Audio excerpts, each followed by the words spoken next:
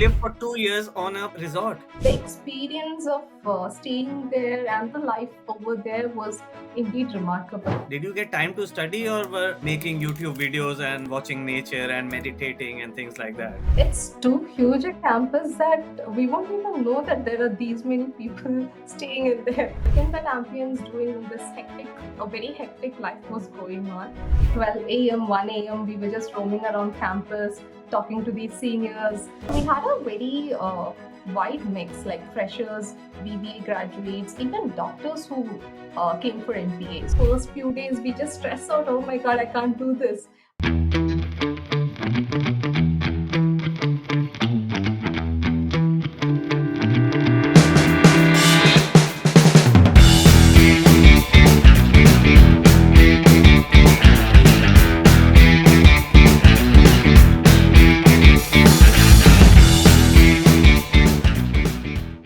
I've visited your campus. I've seen a lot of pictures when it was coming up 20 years ago. I feel it's the most beautiful IIM campus. However, just bear in mind that we studied at IIM Bangalore, which at the time was the most beautiful campus, and then Kozhikode beat it. And tell us about your most beautiful campus and your campus life. IIMK was really indeed a beautiful journey, a resort like life. Like, yes, the videos and pictures that you have seen actually doesn't really match the expectation, match the reality. Once you go there, it's actually yeah, just like we call Kerala goats on country. It was like, so the campus was really great. Exactly. You live for 2 years on a resort for like literally just academic fees.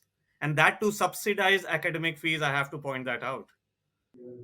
Yeah, actually, it's like a different world inside that campus. I know it's in Kozhikode, but we don't even know. It's like its own place, its own stuff. Like, uh, I mean, coming from Kerala, I know the nature and stuff. We do have the greenery in Kerala everywhere, but still, the experience of staying there and the life over there was indeed remarkable and a different one. Like, I could still say I can't get that kind of an experience anywhere else. That's how I still remember IMKS. So 900 odd people, 800 to 900 people in that campus. Did you get time to study or were most people making YouTube videos and watching nature and meditating and things like that? It's too huge a campus that we won't even know that there are these many people staying in there. So that was how it is, like top of hill. The view we have is this vast hill, the greenery and stuff, very away from the city life. So like it's on like actually a place where you could actually meditate. Going for a walk in the campus was itself like meditating. It was a great ambience. Like first year when I joined, coming from a professional journey, yes, I did have the initial inertia of being in a comfortable environment. So that inertia was there in the first 1 month because very hectic schedule.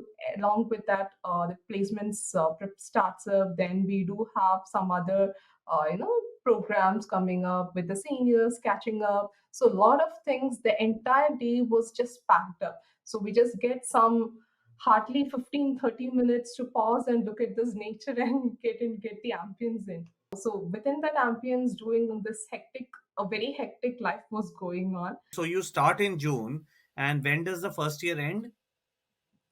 March, So because it's a June to March, and then second year again starts in June and goes on till March. yeah, because after Okay. March we have 2 months summer internship. So And did you have to prepare in the first term?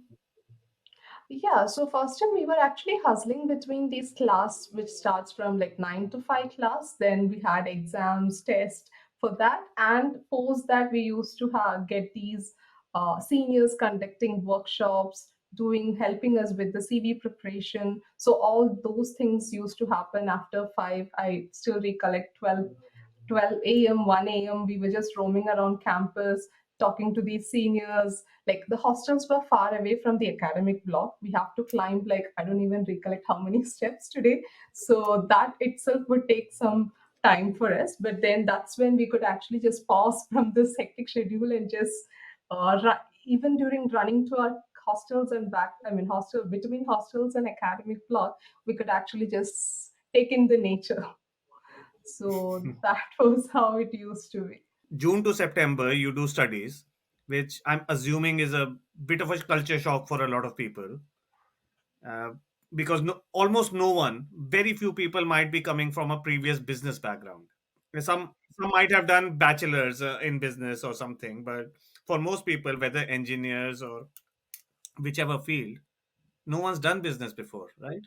Yeah, we had a very wide mix, like freshers, BBA graduates, even doctors who came for MPA. So we had people from different sorts and different domains with a lot of people with a lot of experience, people, CAs who have, I mean, after doing their CAs, they, I mean, completing their CAs, they came for MPA. So people with varied experience, varied perspective. So during these, group discussions which happen in the classes as part of these curriculum, we used to hear a different perspective. Like each one, we are all new to this, but each one has their own different perspective. I was coming from a very technical background, sort of. So these people were, there were people from finance background.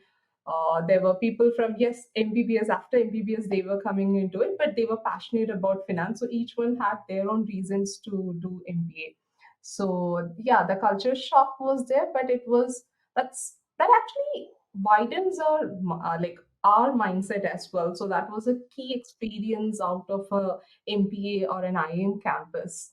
So getting to meet these people, we also start thinking, okay, there are things like this, because we have only a limited exposure. So when you get to mingle with these people with varied exposures, that actually adds a lot of value. So that was one. Second, the hectic schedule, how to manage this first few days. We just stress out, oh my God, I can't do this.